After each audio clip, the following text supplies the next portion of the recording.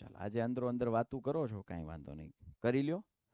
અત્યારે નહીં સમજાય, જ્યારે તમને 5,000ના પગારે કોઈ નહીં રાખે, કોઈ તમને 7,000 દેવા તૈયાર નહીં થાય,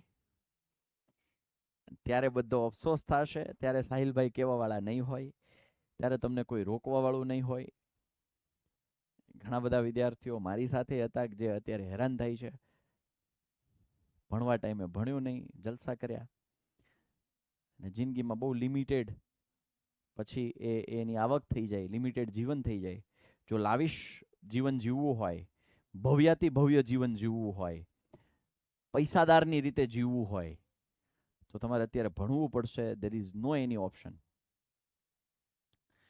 તમને મનમાં એમ મારા પપ્પા પાસે બહુ પૈસો છે, બેટા ખાલી થતા વાર નથી લાગતી. તમને એમ થાય કે મારા પપ્પાનો બિઝનેસ વેલ સેટ છે, હું ધંધા ઉપર બેસી જઈશ. ભાઈ, ધંધો એમ નથી સચવાતો.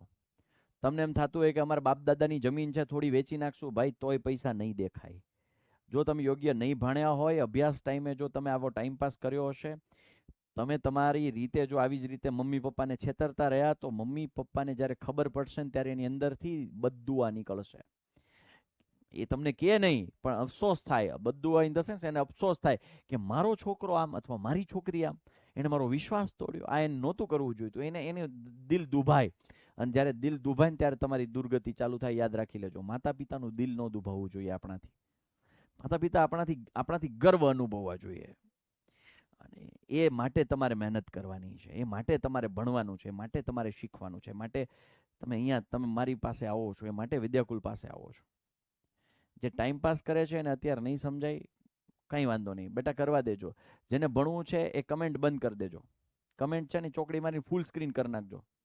બાકી બધા, અમુક લોકો જન્મ્યા જેવા માટે હોય, અમુક લોકો માતા પિતાના વધારાના બાળકો હોય, એના એ અહીંયા આવીને એવું વર્તન કરતા હોય, એટલે એ એના મમ્મી પપ્પાના વધારાના હોય. એ જીવે, એ હેરાન થાય, એ સુખી થાય, દુઃખી થાય, કાંઈ ફરક ન પડે, એવા લોકો હોય તો જ આવું કરતા હોય ને.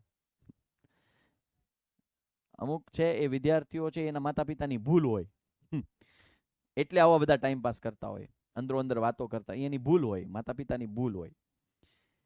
ચાલો, બરાબર.